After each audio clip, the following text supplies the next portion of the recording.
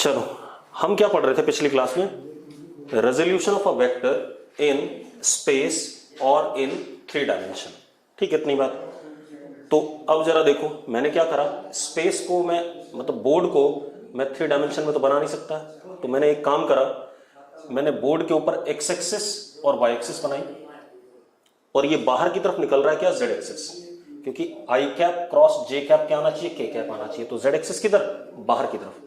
उसको मैंने ऐसे दिखा दिया बेटा, एक्चुअल में क्योंकि मैं बाहर बनाऊंगा तो मैं हवा में लाइन तो बना नहीं सकता, अगर हवा में लाइन नहीं बना सकता तो मैंने उसको बोर्ड के ऊपर ही बना दिया जेड एक्सिस और लिख दिया it is what, outward, and x axis और वाई एक्सिस क्या है, बोर्ड के प्लेन पे है। ठीक है, अब जरा देखो, मेरा राइट हैंड कोऑर्डिनेट सिस्टम है, कैसे, आई कैप क्रॉस जे कैप, आई कैप की तरफ हाथ, जे कैप की तरफ घुमाया फिंगर्स को, अंगूठा किधर आ रहा है, बाहर, तो ये क्या आ गया, बाहर की तरफ क्या आ गया, के कैप। ठीक है, तो ये हमारा एक राइट हैंड कोऑर्डिनेट सिस्टम है, ऐसा बन सकता है, कोई दिक्कत नहीं। अब मुझे क्या करना है, इस आर वेक्टर के रेजोल्यूशन लेने हैं, किसके ऊपर, एक्स एक्सिस के ऊपर, वाई एक्सिस के ऊपर और जेड एक्सिस के ऊपर, ये काम करना है। तो उसके लिए मैं कुछ अलग सी कहानी कर रहा हूं। अब आप यहां देखो, सबको दिख रहा है, दिख रहा है ना?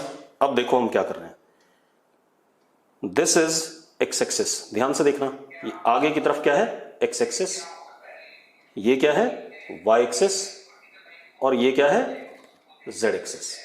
एक्स एक्सिस दिख रहा है, Y axis, and this is Z axis. पक्का क्लियर है, यस और नो? जरा देखो, लिखो जरा। ठीक है, बस रुक जाओ रुक जाओ रुक जाओ। अब जरा देखो बेटा, ये सामने एक्स एक्सिस है, ये वाई एक्सिस है, ये जेड एक्सिस है। चेक कर ले हमने सही माना है या नहीं माना है। एक्स एक्सिस मतलब आई कैप, इधर की तरफ क्या, जे कैप, तो आई कैप क्रॉस जे कैप क्या आना चाहिए, के कैप ऊपर की तरफ आ रहा है, तो ये जेड एक्सिस हो गया, ये एक्स एक्सिस हो गया और ये वाई एक्सिस हो गया, बिल्कुल सही है। अब हमारे पास क्या है, हमारे पास एक ये रेड कलर का मैंने मार्क कर लिया, ये एक वेक्टर है, क्या है ये, वेक्टर है, आर वेक्टर। इसके मुझे रेजोल्यूशन निकालने हैं, इसका मुझे क्या निकालना है, रेजोल्यूशन निकालना है। ठीक है, एक मिनट रुक जाओ आप लोग, आप इसको पकड़ लो बस। अब देखो बेटा, ये हमारा क्या था, एक्स एक्सिस था, ये हमारा वाई एक्सिस था, और ये हमारा क्या था, जेड एक्सिस। ये हमारे पास क्या है, रेड वाला आर वेक्टर है। इसके मुझे प्रोजेक्शन लेने के, इसके ऊपर एक्स एक्सिस के ऊपर तो मैं यहां से क्या ड्रॉप करूंगा, इसके ऊपर परपेंडिकुलर, वाई एक्सिस के ऊपर तो मैं यहां से क्या ड्रॉप करूंगा, इसके ऊपर परपेंडिकुलर, जेड एक्सिस के ऊपर तो यहां से क्या ड्रॉप करूंगा, परपेंडिकुलर।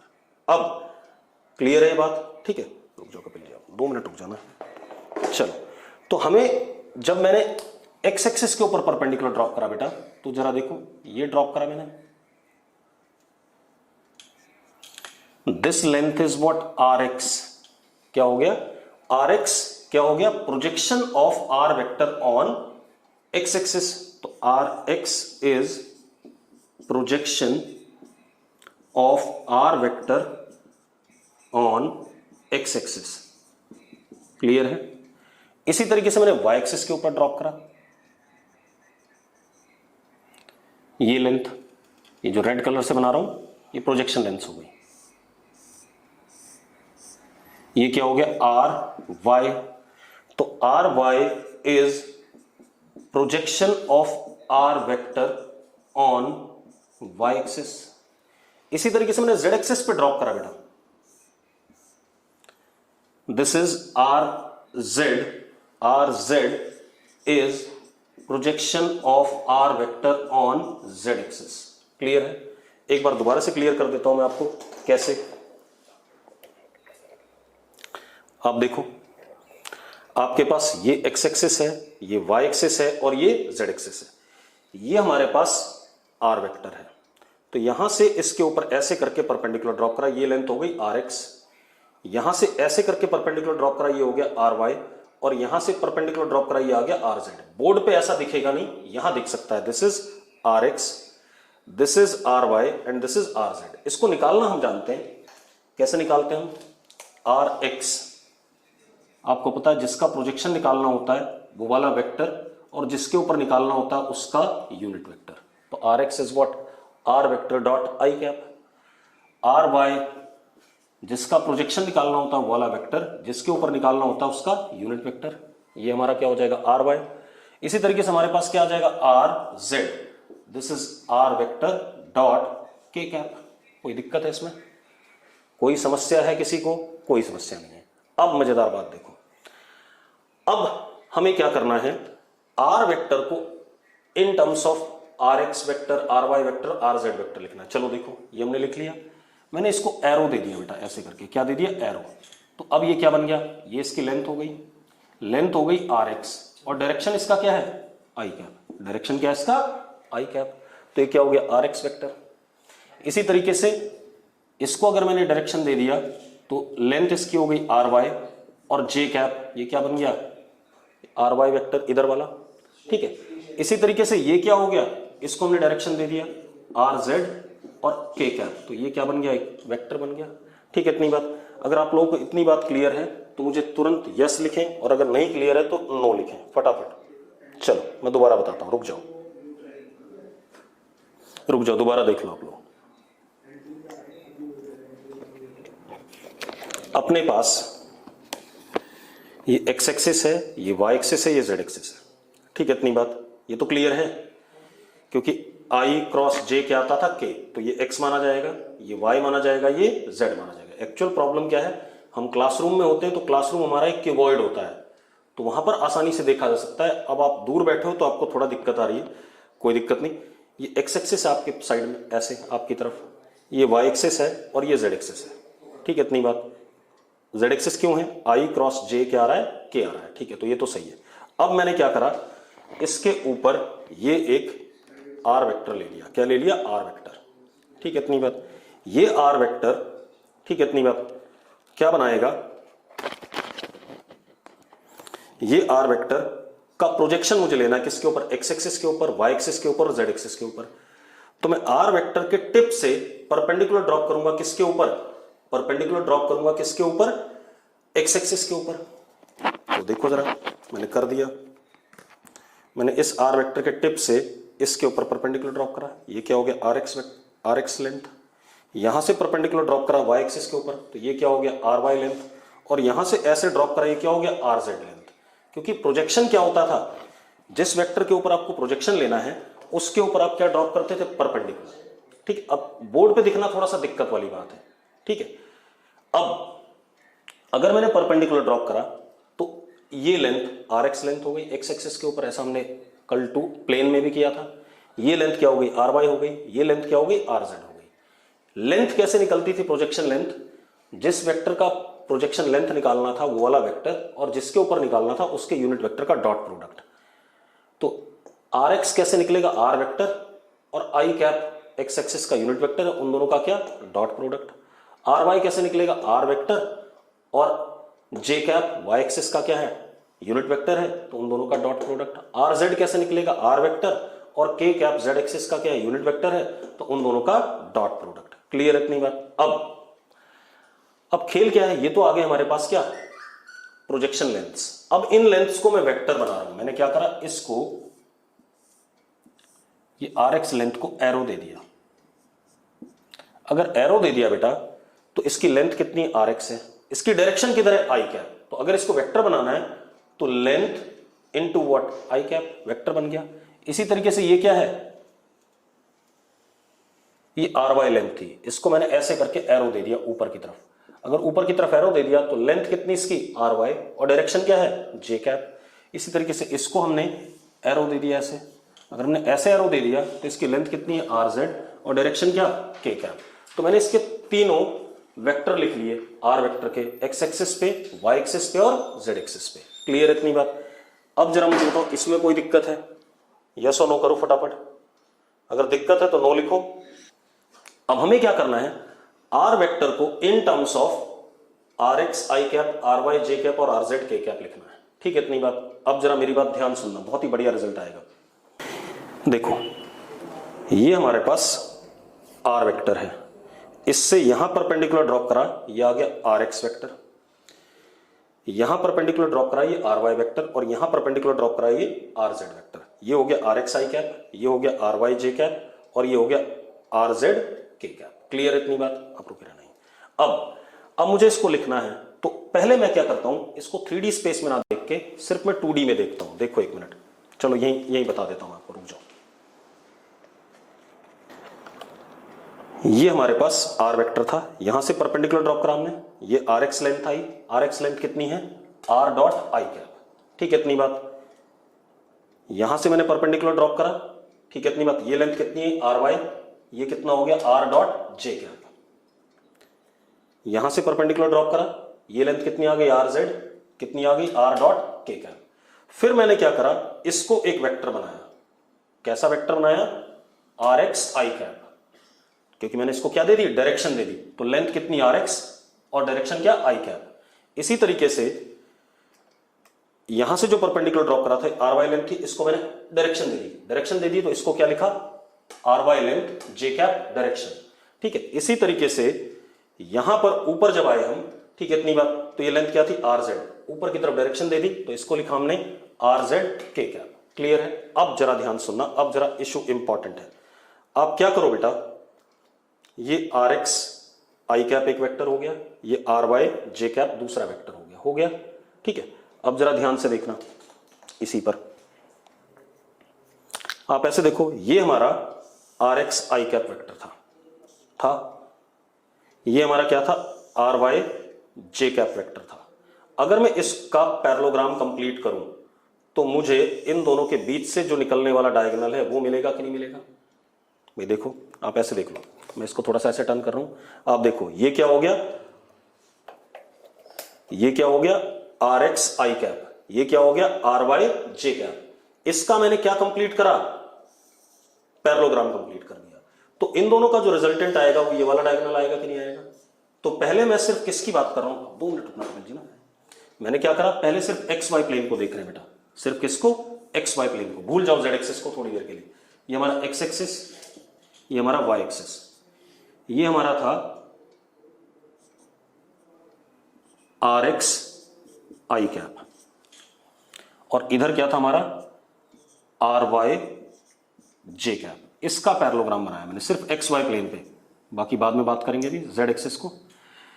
अब जरा देखो, ये पैरेललोग्राम की दोनों साइड्स हैं, इन दोनों का जो रिजल्टेंट होगा उसको मैंने पी वेक्टर कह दिया बेटा, क्या कह दिया, पी वेक्टर, और वो किसके बराबर आएगा, जो डायगोनल इसके बीच से जाएगा, ठीक है इतनी बात। अब आर एक्स आई कैप और आर वाई जे कैप के बीच में एंगल कितना है, 90 है। ये डायगोनल वेक्टर है या नहीं है, तो P vector can be written as parallelogram की एक साइड वेक्टर प्लस दूसरी साइड वेक्टर, कितना, आर एक्स आई कैप, ये हमने कल करा था, ये exactly R Y J cap, ये लिख सकते हैं। अब पी वेक्टर का मैग्नीट्यूड कल हमने करा था, पी वेक्टर का मैग्नीट्यूड अगर प्लेन पे करें तो कितना आता था, under root are x square plus R Y square, कल करा था इतना, हाँ या ना। चलो अब देखो, आप अब ध्यान से देखना बेटा, इधर अब जरा देखो बेटा, ये हमारे पास पी वेक्टर आ गया, जो मैंने मार्क कर रखा है, ये आ गया हमारे पास पी वेक्टर, और ये हमारे पास क्या है, आर जेड के कैप, ये दोनों वेक्टर आ गए कि नहीं आ गए। अब अगर इन दोनों वेक्टर को हम ध्यान से देखें तो इन दोनों का रिजल्टेंट, ये भी तो एक पैरेललोग्राम बनाएगा पैरेललोग्राम एक, जरा देखो, ये आर जेड के कैप और ये पी वेक्टर, इन दोनों का भी क्या बन रहा है, एक पैरेललोग्राम बन रहा है हवा में कि नहीं बन रहा है, ऐसे बन रहा है हवा में पैरेललोग्राम। उनका रिजल्टेंट क्या होगा, ये वाला डायगोनल, और ये वाला डायगोनल है कौन, आर वेक्टर है। तो अब हमारे पास क्या आ गया, अब हमारे पास क्या आ गया, ये हमारे पास आ गया पी वेक्टर, ध्यान सुनना, ये हमारे पास पी वेक्टर आ गया, किस प्लेन में है, एक्स वाई प्लेन में। कौन से प्लेन में है, एक्स वाई प्लेन में, क्योंकि पी वेक्टर हमने निकाला किस पे था, एक्स एक्सिस का वेक्टर प्लस वाई एक्सिस का वेक्टर। और ऊपर की तरफ क्या आ गया हमारे पास, इधर की तरफ जेड एक्सिस पे, ये हमारा जेड एक्सिस है, इस पे क्या आया था हमारे पास, आर जेड के कैप। इन दोनों से भी मैंने क्या बना दिया, पैरेललोग्राम बना दिया, और इन दोनों के बीच में भी एंगल क्या है, 90 डिग्री, क्योंकि it is in which plane, X Y plane, and Z axis is perpendicular to X Y plane. तो अब इन दोनों का सम, इन दोनों का डायगोनल वेक्टर होगा, इन दोनों का क्या होगा, डायगोनल वेक्टर, आर वेक्टर। वो कौन सा था, आर वेक्टर था। तो आर वेक्टर क्या कह सकते हैं, R vector can be written as what, P vector plus are Z K cap, ये लिख सकते हैं। और पी वेक्टर को क्या लिख सकते हैं, R X I cap plus are Y J cap. हमारे पास क्या था, ये पी वेक्टर किस पे आया था, एक्स वाई प्लेन पे, ठीक है, मैं अभी दोबारा दूसरे तरीके समझा दूंगा, आप चिंता ना करो, आप जितने तरीके से कहोगे मैं समझा दूंगा, आप इशू परेशान ना हो उसके लिए। ये पी वेक्टर किस पे आया, क्या कहते हैं, एक्स वाई प्लेन पे, और ये जेड एक्सिस थी हमारी जो एक्स वाई प्लेन के क्या है, परपेंडिकुलर है। तो इन दोनों वेक्टर का मैंने क्या बनाया, पैरेललोग्राम बनाया। उस पैरेललोग्राम का रिजल्टेंट इन दोनों वेक्टर्स का सम जो आएगा इस पैरेललोग्राम का क्या आएगा, डायगोनल आएगा। वो किसके बराबर होगा, P vector plus are Z K cap. तो हमने पी वेक्टर की वैल्यू रख दी यहां से, R X I cap plus are Y J cap plus are Z K cap, ये आ गया हमारे पास। ठीक है, दूसरी चीज, अब अगर मैं आर वेक्टर का मैग्नीट्यूड देखता हूं, मैं दूसरे तरीके से भी समझाऊंगा, अभी आप चिंता ना करो, सेम चीज दोबारा समझाएंगे, आज इसी को कंप्लीट करेंगे। आर वेक्टर का मैग्नीट्यूड होगा अंडर रूट इसके मैग्नीट्यूड का square P square plus are Z square plus 2p are Z cos 90, क्योंकि एंगल कितना है, पी वेक्टर और R Z vector, R Z K cap में 90 डिग्री, तो कॉस 90 क्या होता है, 0 होता है।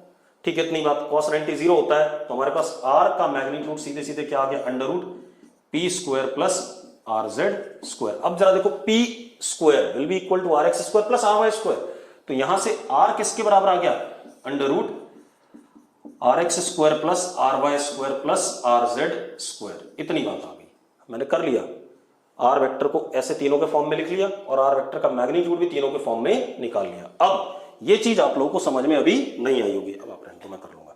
ठीक है, दूसरे तरीके समझते हैं, इसको छोड़ देते हैं, मैं दूसरे तरीके समझाता हूं, मिटा दो इसे, इस तरीके को छोड़ देते हैं, अब दूसरा तरीका लेते हैं। ठीक,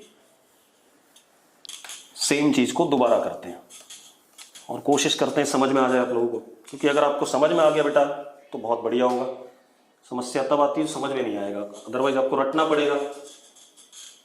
चलो अब देखो बेटा,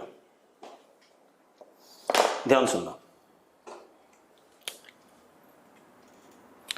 अगेन वही चीज कर रहे हैं हम, resolution of a vector in 3 dimension और इन स्पेस, सेम चीज दोबारा रिपीट कर रहा हूं, ध्यान समझना। Suppose this is X axis,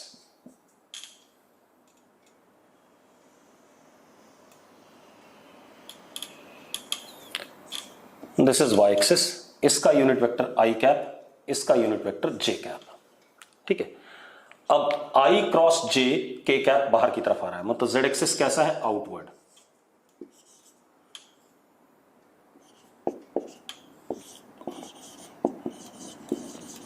अब मैं ऐसे समझाने की कोशिश करता हूं, अब जरा देखो, अब अपने पास क्या है बेटा, जेड एक्सिस आउटवर्ड है बेटा, ध्यान देना, ये मार्कर से, रेड वाले मार्कर से हमने जेड एक्सिस बनाया आउटवर्ड। मेरे पास ये है आर वेक्टर, ये क्या है मेरे पास, आर वेक्टर जो स्केल से बनाया है, ये आर वेक्टर है, इसका प्रोजेक्शन लेना है उस पे एक्स एक्सिस पे, वाई एक्सिस पे और जेड एक्सिस पे। या एक काम करते हैं, इसको हम ले लेते हैं अपना जेड एक्सिस और ये हमारा आर वेक्टर। ठीक है, इतनी बात।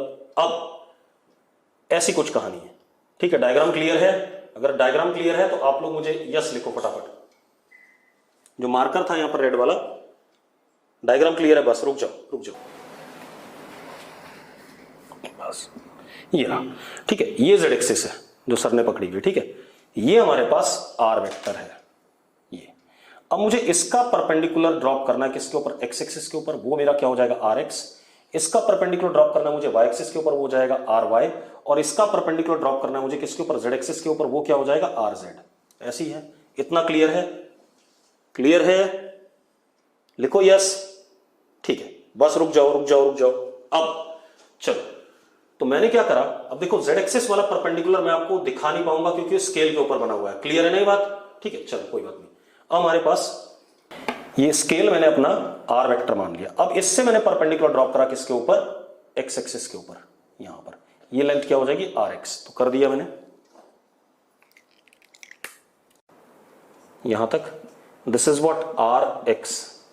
आर एक्स क्या है, projection of are vector on कौन सा, projection of are vector on x axis, ठीक है, इतनी बात। और आर एक्स है किसके बराबर, R dot I cap, clear है। इसी तरीके से मैंने इससे परपेंडिकुलर ड्रॉप करा किस पे, वाई एक्सिस पे, यहां तक आ गया। ये सपोज आ गया कितना, आर वाई, और आर वाई क्या, projection of are vector on Y axis, that is R dot J cap, clear है। इसी तरीके से मैंने क्या करा, इस वेक्टर का प्रोजेक्शन लिया किसके ऊपर, z एक्सिस के ऊपर, यहां से परपेंडिकुलर ड्रॉप कराया z एक्सिस पे, तो ये लेंथ क्या आ गई, rz। तो कितना आ गया, rz, it is r dot k cap. अब मुझे बताओ कितने लोगों को क्लियर है ये चीज, यस लिखो जिनको क्लियर है फटाफट, क्लियर है ना, ठीक, गुड, बस बस बस रुक जाओ, ठीक है। अब आप एक चीज देखो, रुक जाओ एक मिनट, रुक जाओ, रख दो। अब देखो बेटा, ये मेरे पास वेक्टर था r वेक्टर, उसका एक प्रोजेक्शन लेंथ rx, ry और एक इसके ऊपर rz, ठीक है। अब मैं इसको वेक्टर बनाता हूं बेटा, क्या बनाता हूं, वेक्टर। कैसे बनाऊंगा वेक्टर, डायरेक्शन दे करके। अब अगर इसको डायरेक्शन देके वेक्टर बनाऊंगा तो ये वेक्टर क्या होगा, इसकी लेंथ rx और डायरेक्शन क्या, i कैप। इसको वेक्टर बनाऊंगा तो इसकी लेंथ ry और डायरेक्शन क्या, j कैप। ये दोनों वेक्टर बन गए। इसी तरीके से ऊपर की तरफ भी बनेगा बेटा, ऊपर की तरफ क्या बनेगा, rz k कैप बनेगा कि नहीं बनेगा। लेकिन ऊपर वाला मैं लिखूं कहां पर, हवा में तो लिख नहीं सकता, तो आपको मानना है कि रेड के अलोंग क्या है, rz k कैप है। क्लियर इतनी बात। तो ये चलो मैं पॉइंट्स भी दे देता हूं, एक मिनट का पीछे हटाना। सपोज ये o है, ये a है, ये b, और z की साइड में क्या है, ऊपर की तरफ क्या है, c है, ठीक है इतनी बात। तो OB वेक्टर जरा देखो, ये वाला कितना हो गया, ry j cap, ry length था इसका और डायरेक्शन क्या था, j cap. OA vector rx इसकी लेंथ और डायरेक्शन i कैप, और ऊपर की तरफ क्या था, OC, इधर की तरफ क्या था, OC vector is rz k cap. अब इतना क्लियर है, यस लिखो, जिनको क्लियर है यस लिखो, जिनको नहीं क्लियर है नो लिखो, ठीक है, बस बस बस क्लियर है, ठीक है। अब बेटा देखो, अब आप एक काम करो, अब इस रेड वाले को आप थोड़ी देर के लिए भूल जाओ, ठीक है, बिल्कुल भूल जाओ, ये है नहीं यहां पर, ठीक है। हमारा एक्चुअल वेक्टर ये था r वेक्टर, इसको निकालना था, लेकिन अभी रेड वाले को भूल जाते हैं। मैंने क्या करा, मैं सिर्फ xy प्लेन को देख रहा हूं थोड़ी देर के लिए, और xy प्लेन को देखते हुए सिर्फ xy प्लेन को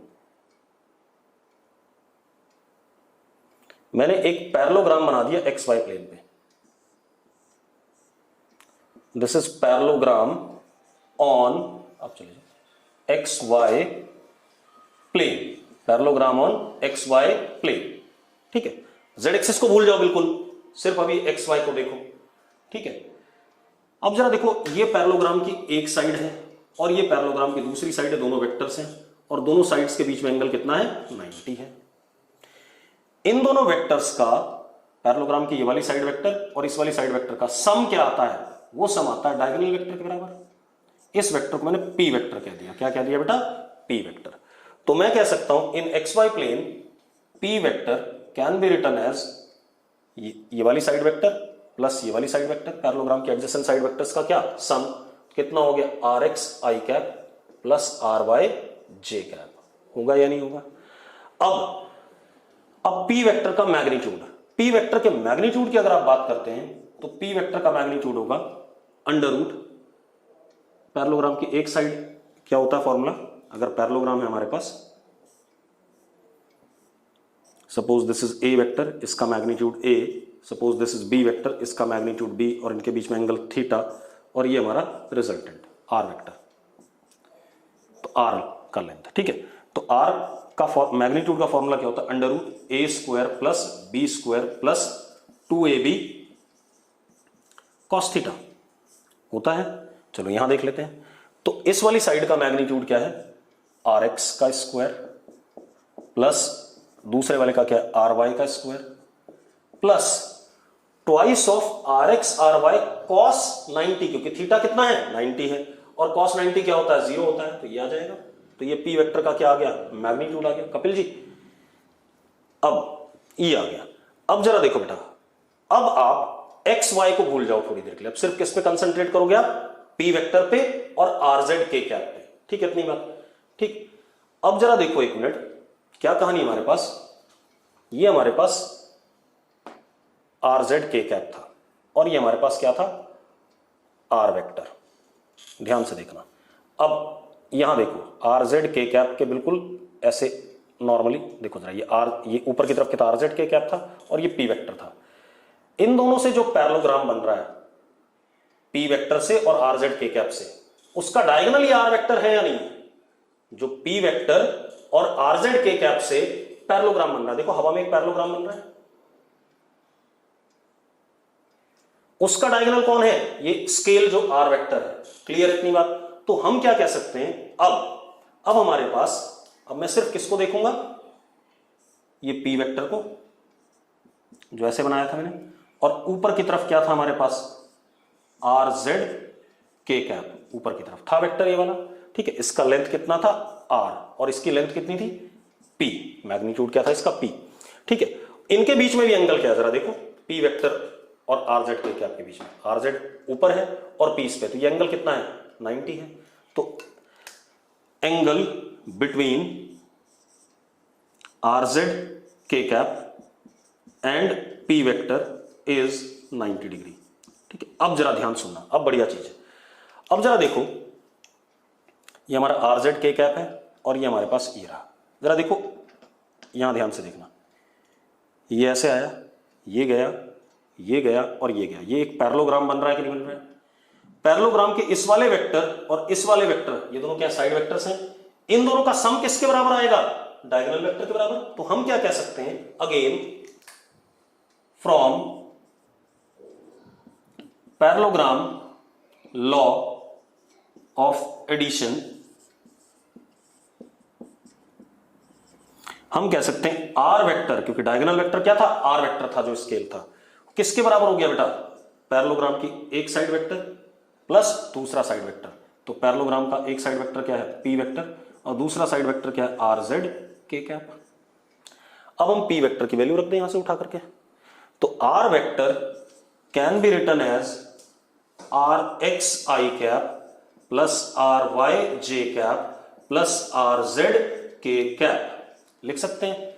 इतनी बात अब क्लियर है? लिखो जरा, अगर क्लियर है तो लिखो यस।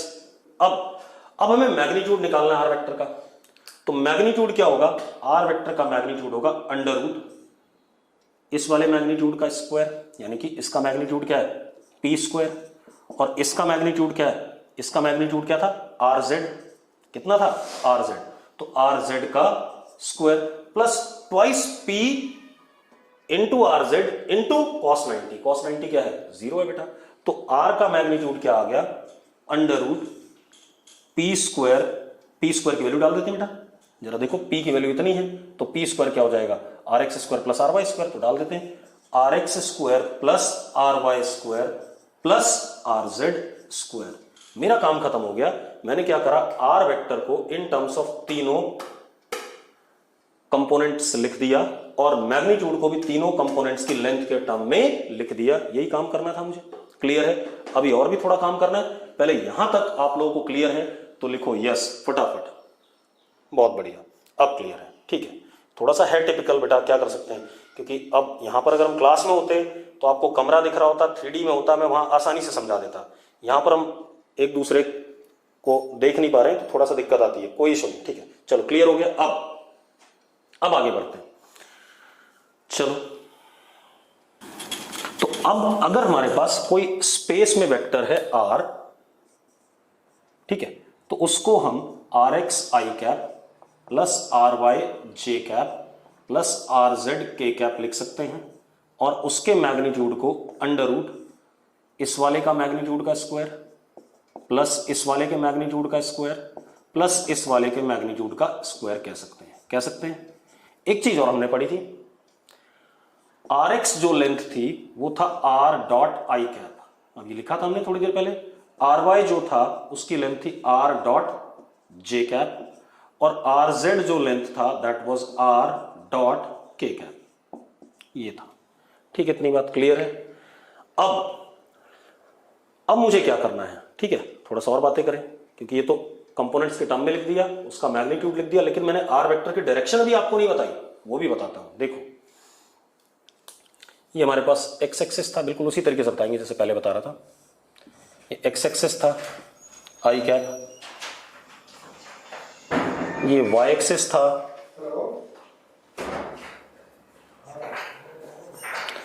जे कैप, और ये हमारा क्या था, जेड एक्सिस के कैप बाहर की तरफ, ऐसा ही था। चलो फिर से देखो, और ये आपका आर वेक्टर था, ये आपका क्या था, आर वेक्टर। अब एक चीज देखो बेटा, मान लेते हैं आर वेक्टर एक्स एक्सिस के साथ कितना एंगल बना रहा है, अल्फा बना रहा है, वाई एक्सिस के साथ कितना बना रहा है, बीटा, और जेड एक्सिस के साथ कितना बना रहा है, गामा। ऐसे ही है ना, देखो जरा, this angle is what, alpha, this angle is what, beta, and this angle is what, gamma. मान सकते हैं, ठीक है, इतनी बात। भाई ये ऐसे तो रखा नहीं है, अगर ऐसे रखा होता तो अगर ये अल्फा है तो ये 90 माइनस अल्फा हो जाता, लेकिन ऐसा नहीं है बेटा। है कैसा, ये हवा में है, ऐसे हवा में है, हवा में है, तो ये एंगल अगर अल्फा है तो ये एंगल बीटा होगा, कुछ भी हो सकता है, इनके बीच आपस में कोई रिलेशन नहीं है। ये वाला एंगल क्या है, गामा है, ठीक है। तो मैं लिख देता हूं यहां पर, लेट, निकालूंगा अभी अल्फा बीटा गामा की वैल्यू निकालूंगा, मैंने अभी मान लिया, ठीक है। Let R vector make an angle alpha comma beta and gamma with x axis, y axis and z axis respectively। ठीक है, इतनी बात। अब ये हो गया, चलो तो x एक्सिस के साथ अल्फा एंगल है, y एक्सिस के साथ बीटा है, z एक्सिस के साथ गामा है। मुझे अल्फा एंगल चाहिए, अगर अल्फा एंगल आ गया तो मैं कहूंगा आर वेक्टर का डायरेक्शन एक्स एक्सिस के रिस्पेक्ट में कितने एंगल पे है, एक्स एक्सिस के रिस्पेक्ट में आर वेक्टर कितने एंगल पे है, अल्फा पे है। बीटा आ जाएगा तो मैं कहूंगा आर वेक्टर वाई एक्सिस के रिस्पेक्ट में कितने एंगल पे है, बीटा पे है। गामा आ जाएगा तो मैं कहूंगा आर वेक्टर जेड एक्सिस के रिस्पेक्ट में कितने एंगल पे है, गामा पे है। क्लियर इतनी बात। तो मुझे डायरेक्शन मिल गई एक्स एक्सिस के रिस्पेक्ट में भी, वाई एक्सिस के रिस्पेक्ट में भी और जेड एक्सिस के रिस्पेक्ट में। लेकिन वो तब कह पाऊंगा जब मैं अल्फा की वैल्यू, बीटा की वैल्यू और गामा की वैल्यू निकाल लूंगा। क्लियर है, ठीक है। तो आप खुद देख लो, ये हमारे पास था जेड एक्सिस, ऐसे करके हवा में कहीं पे ऐसे वेक्टर जा रहा था, तो उसका एंगल x के साथ अल्फा, y के साथ बीटा और z के साथ गामा। ठीक है, इतनी बात तो निकालते हैं। अब जरा देखो, यहां देखो, अगर यहां देखें, यह है r डॉट आई कैप, तो r का मैग्नीट्यूड, आई कैप का मैग्नीट्यूड कितना 1, और r वेक्टर और आई कैप के बीच में एंगल कितना माना मैंने, अल्फा, तो क्या हो जाएगा आई कैप का मैग्नीट्यूड 1, और डॉट प्रोडक्ट होता है तो दोनों वेक्टर्स के बीच में जो एंगल होता है उसका कॉस अल्फा। ये आ गया कि नहीं आ गया। तो हमारे पास क्या आ गया, हमारे पास आ गया r x is equal to r cos alpha. आ गया कि नहीं आ गया, r x is equal to r cos alpha. ठीक है, यानी कि cos alpha is equal to are x upon r. आ रहा है कि नहीं आ रहा है। अब आर एक्स की वैल्यू मुझे पता है, आर की वैल्यू मुझे पता है, मान लो 1/2 आया तो कॉस अल्फा 1/2, यानी कि अल्फा कितना 60 डिग्री। तो हम कह सकता हूं कि एक्स एक्सिस के साथ में आर वेक्टर कितना एंगल बना रहा है 60। अगर ये √3/2 आता है तो कॉस अल्फा इज √3/2, तो अल्फा कितना 30 डिग्री। ऐसे ही निकाल लेंगे सारी वैल्यूज। अब इसी तरीके से इधर आ जाओ, आर का मैग्नीट्यूड आर, जे कैप का 1, और वाई एक्सिस के साथ कितना एंगल माना हुआ है मैंने, बीटा, तो कितना कॉस बीटा। तो कितना हो गया, R Y is equal to r cos beta. तो cos beta is equal to r y upon r. ठीक है, इसी तरीके से इधर आ जाओ, आर का मैग्नीट्यूड आर, के कैप का कितना 1, और कॉस गामा। तो हम क्या कह सकते हैं, r Z is equal to r cos gamma. तो cos gamma is equal to r z upon r. ठीक है, तो अल्फा बीटा गामा क्या है, alpha is angle of are vector with x axis, beta is angle of are vector with y axis, gamma is angle of are vector with z axis. ये direction ही तो है, x axis के साथ में, Y axis के साथ में और जेड एक्सिस के साथ में। ठीक है, ये डायरेक्शंस है। अब मजेदार बात, कॉस अल्फा, कॉस बीटा और कॉस गामा क्या चीज है, ये डायरेक्शंस के कोसाइन हैं। क्या कहलाएंगे, डायरेक्शन के कोसाइन।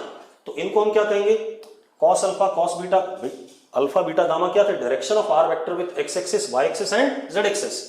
तो cos alpha is cosine of direction of are vector with x axis, cos beta is cosine of direction of r vector with y axis, cos gamma is cosine of direction of r vector with z axis। तो इनको हम क्या कहेंगे? Direction cosines of r vector with x axis, y axis and z axis. अब और मजेदार result बनता है इसमें, ठीक है? इतनी बात हो गई। अब जरा देखो, मैं क्या करता हूं, मेरे पास cos alpha cos beta cos gamma पता है, मैंने क्या करा, ठीक है, चलो इधर मिटा देते हैं डायग्राम। मैंने क्या करा, cos square alpha R x square upon R square, cos square beta R Y, अब इनके बीच में रिलेशन निकाल रहा हूं बेटा, R Y square upon R square, cos square gamma is R Z square upon R square. ये clear है?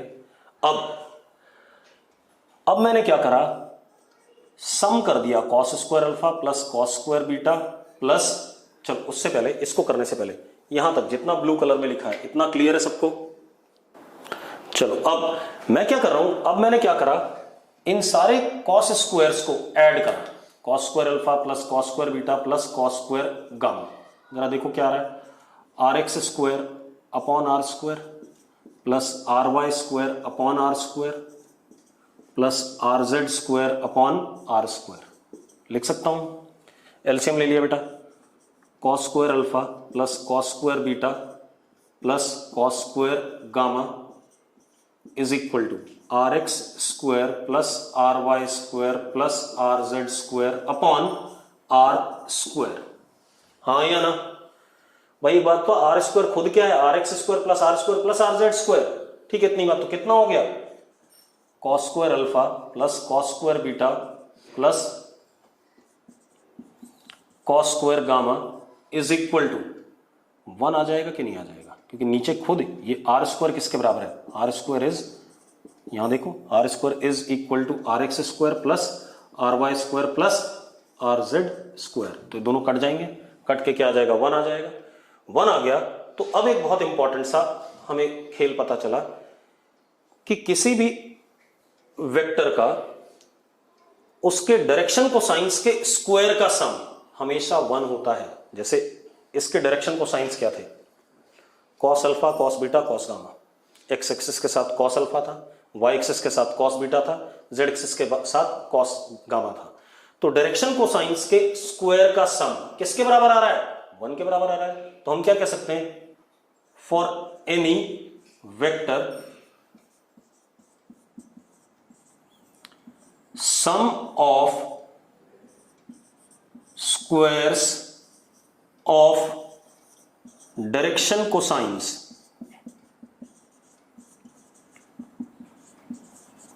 इज यूनिटी या 1, आगे के नहीं आगे, इज व्हाट, यूनिटी और 1। और थोड़ा समझदार रिजल्ट बनाता हूं, ठीक है? इतनी बात। अब अगला लेक्चर आपका वेक्टर का लास्ट लेक्चर होगा। अब हम सवाल, बहुत सारे सवाल कर सकते हैं, एक दो नहीं, अब हम पूरा वेक्टर कर सकते हैं, ठीक है? बस 3 वेक्टर का प्रोडक्ट अभी नहीं बताया जाएगा, हम बाद में जब जहां पर चैप्टर्स में जरूरत पड़ेगी वहां बताएंगे, ठीक है? अब सुनो, एक और काम करते हैं, कॉस स्क्वायर अल्फा, इसको देखो, इसको मैं कैसे लिख रहा हूं, 1 minus sine square alpha, cos square beta 1 minus sine square beta, cos square gamma 1 minus sine square gamma, और इज इक्वल टू क्या था, 1 था। तो जरा देखो, 1 प्लस 1 प्लस 1 कितना, 3 minus sine square alpha minus sine square beta minus sine square gamma is equal to 1। तो मैं क्या लिख सकता हूं, sine square alpha plus sine square beta plus sine square gamma is equal to what, 2। तो क्या लिख सकते हैं, sum of squares of direction sines, क्योंकि कोसाइन की जगह क्या है, साइन है, ऑफ डायरेक्शन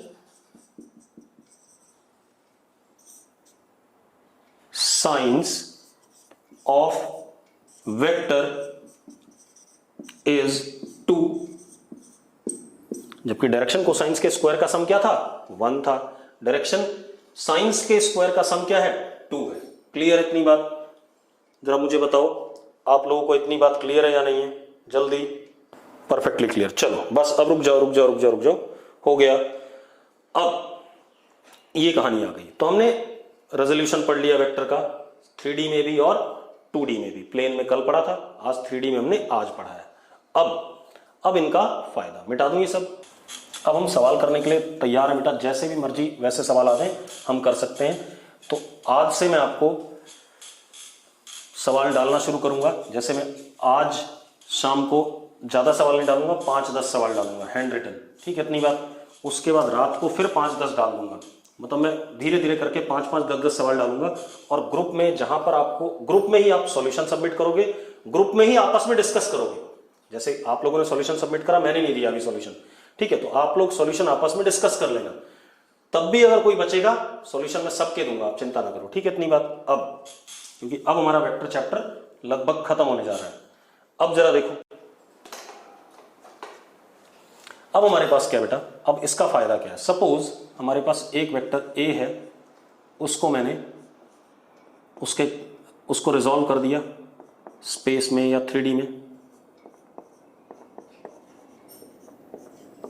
ये आ गया, इसको रिजॉल्व कर रखा है हमने। अब जरा देखो इसका मैग्नीट्यूड कितना, √ax² plus ay² plus az²। एक और वेक्टर है मेरे पास b, इसको भी रिजॉल्व कर दिया, bxi plus by j plus bz k। इसका भी मैग्नीट्यूड लिख दिया √।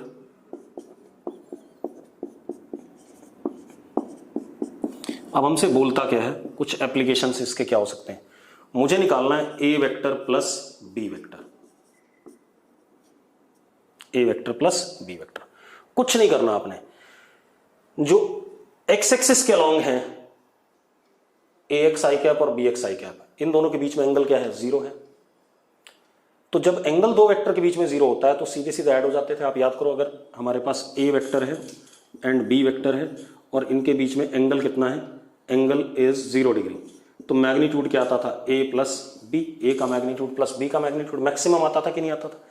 तो एक बात बताओ, जो i और i वाले हैं इनके बीच में एंगल कितना है, 0 है। j और j के बीच में एंगल क्या है, 0 है। k और k के बीच में एंगल क्या है, 0 है। तो ये सीधे सीधे ऐड हो जाएगा, ये एक नया वेक्टर बनेगा r वेक्टर, और r वेक्टर किसके बराबर हो जाएगा, ax प्लस bx i वाले एक साथ ऐड, j वाले एक साथ add, ay plus by j plus az plus bz k, इस तरीके से आ जाएगा, ठीक है इतनी बात। तो अब इस r वेक्टर का मैग्नीट्यूड या a vector plus b vector का मैग्नीट्यूड, ठीक है, कितना आएगा, ये क्या हो गया, x component of a vector plus b vector या r वेक्टर। चलो ऐसे देख लेते हैं, a vector plus b vector का मॉड का x कंपोनेंट कितना हो गया, ax। चलो ऐसे नहीं लिखते, ये r वेक्टर आया ना, तो ये क्या हो गया, rx, ये क्या हो गया, ry। भाई रिजल्ट क्या आया, a vector plus b vector, r vector आया, तो उसके तीनों कंपोनेंट आ गए। जरा देखो, ये rx आ गया, ये ry आ गया, और ये क्या आ गया, rz आ गया कि नहीं आ गया। What is rx, rx is x axis पे कितनी लेंथ है, इन दोनों के सम की, ax plus bx। y axis पे कितनी है, ay प्लस by, और z एक्सिस पे कितनी है, az प्लस bz। क्लियर है। इसके बाद अब अगर मुझे r वेक्टर का मैग्नीट्यूड चाहिए तो that is simply under root, जरा देखो, x कंपोनेंट का स्क्वायर, y कंपोनेंट का स्क्वायर, z कंपोनेंट का स्क्वायर, तो rx square plus ry square plus rz square. अब rx ry rz की वैल्यू डाल दें, ये एक्चुअल में है क्या, a vector plus b vector के का मैग्नीट्यूड। तो अब ये कितना आ जाएगा, जरा देखो, अंडर रूट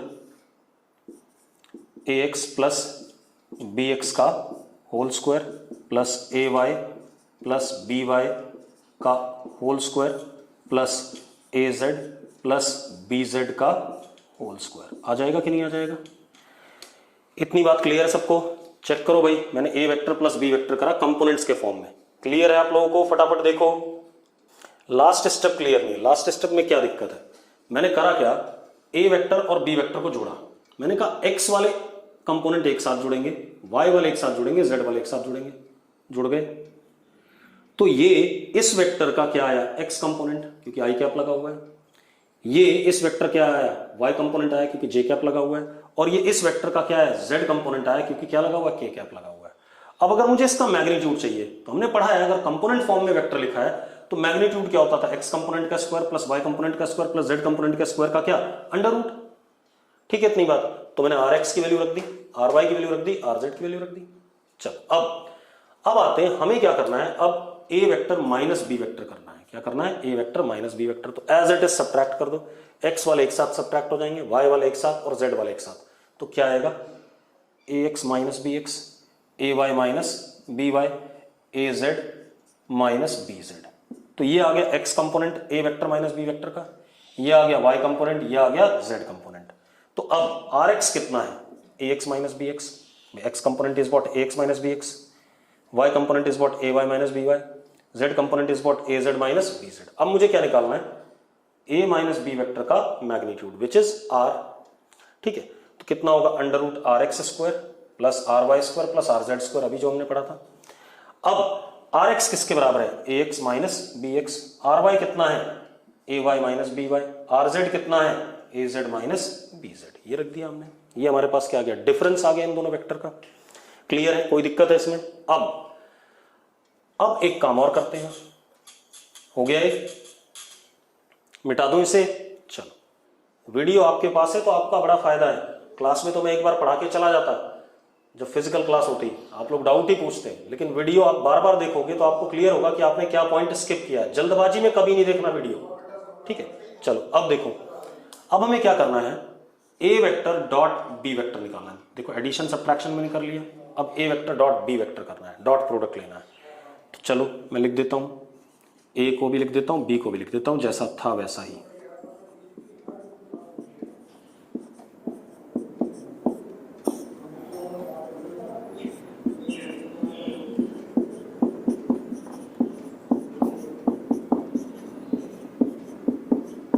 अब जरा देखो, हमें पता है डॉट प्रोडक्ट इज डिस्ट्रीब्यूटिव, तो इसको पहले मैं सबसे मल्टीप्लाई करूंगा यहां, फिर इसको सबसे मल्टीप्लाई करूंगा, फिर इसको सबसे मल्टीप्लाई करूंगा। ऐसे ही पढ़ा था हमने। और मैंने एक चीज बताई थी, i dot i is what 1, j dot j is what 1, k dot k is what 1, i dot j, i और जे के बीच में, आई एक्स एक्सिस है, जे क्या वाई एक्सिस है, एंगल कितना है 90। तो अगर दो वेक्टर के बीच में एंगल 90 होता है तो उनका डॉट प्रोडक्ट क्या होता है, 0, क्योंकि cos 90 0 होता है। तो ये क्या आ जाएगा, 0। जे डॉट के, ये भी क्या आएगा, 0। के डॉट आई, ये भी क्या आएगा, 0, क्योंकि इसके और इसके बीच में 90 डिग्री, इसके और इसके बीच में 90 डिग्री। चलो अब कर लेते हैं, ए डॉट बी देखो क्या आएगा, ए x b x, i dot i, what is i dot i, 1। तो a x b x, i dot i क्या हो गया, 1 हो गया। चलो लिख देता हूं, i dot i which is what 1, देखो वहां लिखा हुआ है, प्लस अब देखो a x b y, i dot j, what is i dot j, 0। तो ये क्या हो गया, 0 हो गया, इसकी जरूरत नहीं है। A x b z, i dot k dot i 0 है, तो आई डॉट के भी क्या होगा, 0 होगा, क्योंकि दोनों के बीच में एंगल क्या 90 डिग्री है, तो ये भी क्या हो गया, 0 हो गया, इसकी भी जरूरत नहीं है। अब इधर आ जाओ इसके साथ, a y b x j dot i, j और आई के बीच में एंगल 90 है, तो ये भी क्या हो गया, 0, तो ये भी खत्म।